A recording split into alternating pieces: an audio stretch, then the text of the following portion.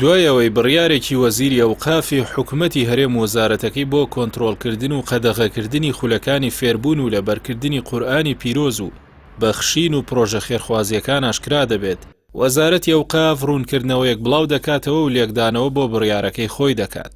بە پێی بڕیارەکەی وەزارەتی ئەوقاف کە لە مانگی تەمووزی ئەم ساڵدا ڕاستەی وەزارەتی ناوخۆی کردووە، داوا دەکاتە وەزارەتە چاودێری خولەکانی فێربوون و لەبەرکردنی قورئانی پیرۆز و کاری بەخشین بکات و کۆنتڕۆڵیان بکات.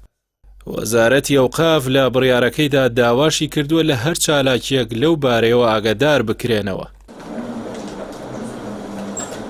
لەو بارەیەوە عەبدولستار مەجید سەرۆکی فراکسیۆنی کۆمەڵی دادگەری لە پەرلەمانی کوردستان لە نووسینێکیدا دەڵێت ئەم بڕیاری وەزیری ئەوقاف دروستکردنی فشار و بربەستە لە بەردەم ئەو ڕێکخراوە ئیسلامیە پەروەردەیانە کە خۆبەخشانە بوونەتە چرای ڕۆشنکردنەوەی کۆمەڵگە و چەتری پاراستنی بەهاکانی خێزان و کۆمەڵگە و ڕەوشتی گەنجەکانمان. دەشڵێت ئەمەی وەزیری ئەوقاف داوای دەکات تەواو نایاساییە و بۆی ناچێتە سەر.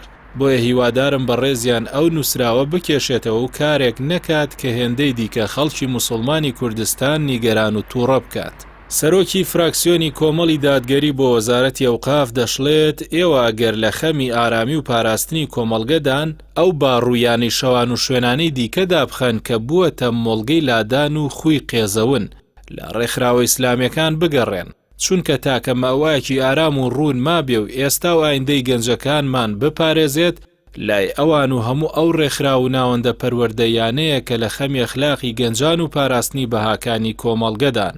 هەروەها عومەر گوڵپی ئەندامی فراکسیۆنی کۆمەڵ دەڵێت بە پێی یاسای وەزارەتی ئەوقاف یەکێک لە ئامانجەکانی وەزارەتەکە گەشەپێدانی هۆشیاری ئیسلامی و بڵاوکردنەوەی ڕۆشنبیری ئیسلامی و پرەنسیپە شکۆمەندەکانیەتی. کەچی بە پێچەوانەی ئەم ئامانجەوە وەزیری ئەوقاف بە نووسراوی ژمارە 2739 لە 18/7 2022 داوای لە وەزارەتی ناوخۆ کردووە کە چالاکی ئاینیەکان و خولەکانی فێربوون و لەبەرکردنی قورئانی پیرۆز کۆنتڕۆڵ بکات و بەبێ ڕەزامەندی ئەوان ڕێگەیان پێنەدا.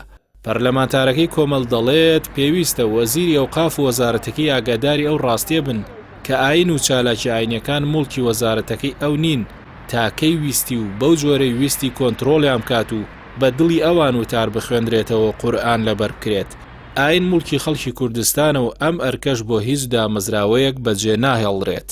هاوکات سۆران عومەر پەرلەمانتاری کۆمەڵی دادگەری لە ئەنجومەنی نوێنەرانی عێراق دەنووسێت وەزارەتی ئەوقاف لە بری داواکردنی قەدەغەی لەشفرۆشی و مەیخواردنەوە لەسەر شۆسە و شەقامەکانی شار داوای گرتنەبەری ڕێکاری یاسایی بۆ لەبەرکردنی قورئانی پیرۆز و کاری خێرخوازی دەکات.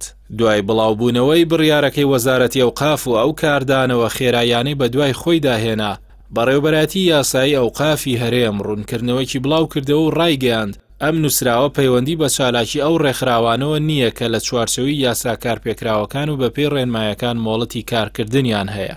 بڕیارەکەی وەزارەتی ئەوقاف کاردانەوەی فراوانی لە نێو ڕایگشتی و سەکۆکانی سۆشیال میدیا دروست کردووە و سەرجەم چین و توێژەکان سەرکۆنی بڕیارەکەی وەزارەتەکەی پشتیوان سادقیان کردووە و بە دژایەتی ئاشکرای قورئانی پیرۆز و شعوری ئیسلام دۆستی خەڵکی کوردستان لێکیان داوەتەوە.